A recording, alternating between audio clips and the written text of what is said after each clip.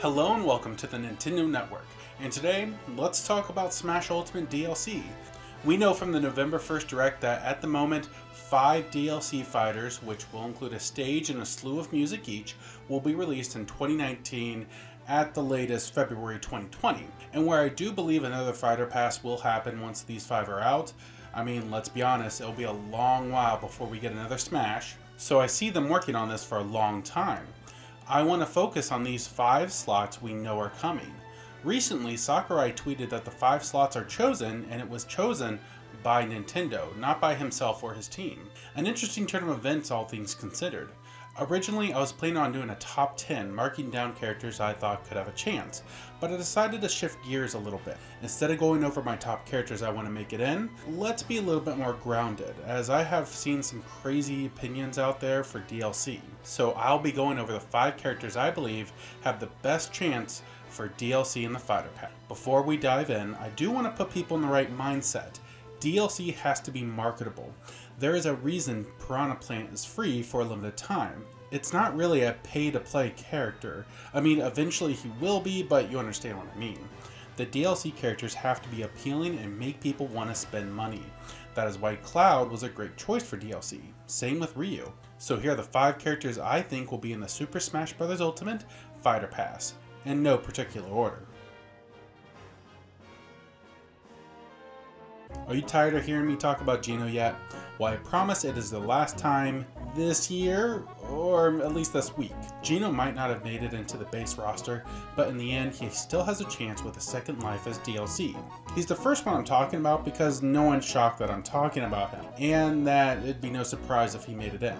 Gino is one of the most requested third-party characters in which Smash already has a fighter with the same company, being Cloud. I know a lot of people want Banjo in, and honestly, I'd love him in too, but it really feels like that is a pipe dream anymore. And I said I wanted to be grounded. Gino checks a lot of boxes off for Smash as a fighter, and I think it's finally time that this star gets to shine. So Nintendo using Smash to help advertise a game or a franchise is nothing new. Nintendo using Smash to help advertise specifically Fire Emblem is nothing new. Heck, it was because of Melee that Fire Emblem is even known in the West, and it might not have ever come over if we weren't intrigued by the mysterious swordsmen of Marth and Roy. And with one of Nintendo's bigger titles next year being Fire Emblem Three Houses, it's a safe bet they'll do some cross-promotion here. Not a lot is known of Three Houses yet, but we know there are 3 protagonists, Dimitri, Claude, and Edelgard. I might be pronouncing. There's also supposed to be a player character avatar like Robin and Corinne, but I think Nintendo might take a new approach for Three Houses in Smash. Edelgard, I believe, would be the most unique and the best option. First off, more female representation is always a plus. Second, she is going to be a new class known as the Aristocrat, which yields axes, swords, and magic. So let's axe the sword and focus on axe and magic for her ability. This would help to not only set her apart from the rest of the Fire Emblem fighters, but there is no one else who uses axes in Smash yet. Okay, at least not as their main weapon. I know people are groaning at the thought of another Fire Emblem rep, but look, it is a very popular series. And I mentioned this in my Making the Roster of Bandana Waddle Dee that even if you don't like a character or franchise, doesn't mean others don't. There's a reason so many Fire Emblem characters are in the game. Plus, as mentioned, they can make her unique and stand out. This would be a good way to build some hype for Three Houses before releases in spring of 2019. I'm starting to get ill thinking about the fact that we have not had a new Zelda rep since Brawl. And no, Sheik becoming her own character does not count. People talk about how they have to add a Gen 8 Pokemon in the Smash DLC because Pokemon is one of the biggest franchises Nintendo has, but Zelda's pretty high up there too. Where are all the people saying there needs to be more Zelda reps? Even years ago when people said there was no more characters after Link, Ganondorf, and Zelda, I was confused. Hyrule Warriors proved even the oddest characters can fight in their own right. And with Breath of the Wild, we got 4 new unique fighters from the champion. Although their screen time was sadly short, all 4 left an impact on us gamers who played the game. And of all 4, I would say Daruk should be chosen, although really any of them would be perfect. I say Daruk because again, he'd be unique. He has his hammer sword thing, and I see him very slow, but almost unmovable at times, allowing him to swing large and hit hard. You also have Daruk's protection to make you completely invulnerable for a short time. He can even pull a Sonic and roll into a ball, charge a bit, and zip across the field, bashing through anything that gets in his way. The difference is you might not have as much control as you do with Sonic. There are a lot of options for a new Zelda rep, honestly, even beyond the 4 champions, but these 4 really made a name for themselves recently, and I think we finally deserve to have another Zelda rep. It is odd that I mentioned Gen 8 Pokemon here, or is it? Transition to... As mentioned before with Fire Emblem 3 Houses, Pokemon Gen 8 possibly could be the biggest title of 2019 in Nintendo's arsenal. So yeah, I really see them using Smash to not only advertise for Gen 8 Pokemon, but have Gen 8 Pokemon help reignite Smash as well a year after release. Synergy! It really only makes sense, and I hate that it does. Why, you may ask? Well, I didn't want to be forward thinking like this, but I had to be with this list. Making a new exciting character from a very anticipated game in Smash really only makes sense though. As much as Smash loves to dive deep into the history and lore of franchises, it also looks towards the future as much as it can. Smash 4 didn't seem to have a real plan when it came to DLC, it was just making characters from the past, and Ryu, then Corrin, Cloud, Bayonetta, and then they stopped. We didn't know when they were going to stop though until they told us. We now have a timeline and a lot to look forward to with the Switch. Pokemon Gen 8 will be huge. We know nothing other than it's going to be on the Switch, and I guess we can take an educated guess and new Pokemon will be involved somehow. But it makes perfect sense that one of those new Pokemon, more likely than not a starter's final evolution, because of course it will end up being a DLC fighter in the Fighter Pass.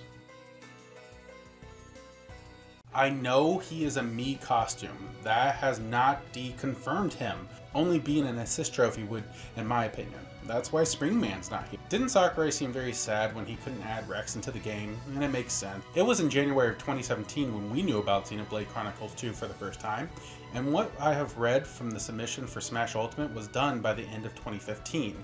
I mean, if there was not a plan to bring Rex in as DLC, he would have been an assist trophy like Springman, right? I really believe Sakurai wants him in Smash, and I really believe Nintendo wants him in there too. As of June 2018, Xenoblade Chronicles 2 has sold 1.42 million copies. This was also before the DLC of Torna came out, and then this holiday season. The game is doing really well. It's funny to think Nintendo didn't think the original would have done so well in the US, and it was originally only going to be in Europe. Hence the accents in the game, which I really like. But Rex is now a well-known character in the world of Nintendo. Plus, with sales being so good, Monolith Soft more likely than not working on the next installment of this or the X series. No, wrong X series. There, that one. Wait, now I want Monolith Soft to make an action RPG of Mega Man X. I'm gonna be depressed about this. Sorry, I got distracted. Anyways, I think Rex could be really cool, and how I think he would work best would be a lot, but would make him stand out. First off, make Pyra stand in the background like Pokemon Trainer does. You have Pyra's big red sword. But Rex's down B would be a blade change. Since Rex can have 3 blades, I think it'd be pretty cool to give him 3 blades to play as, and each blade has a unique weapon, making each one different.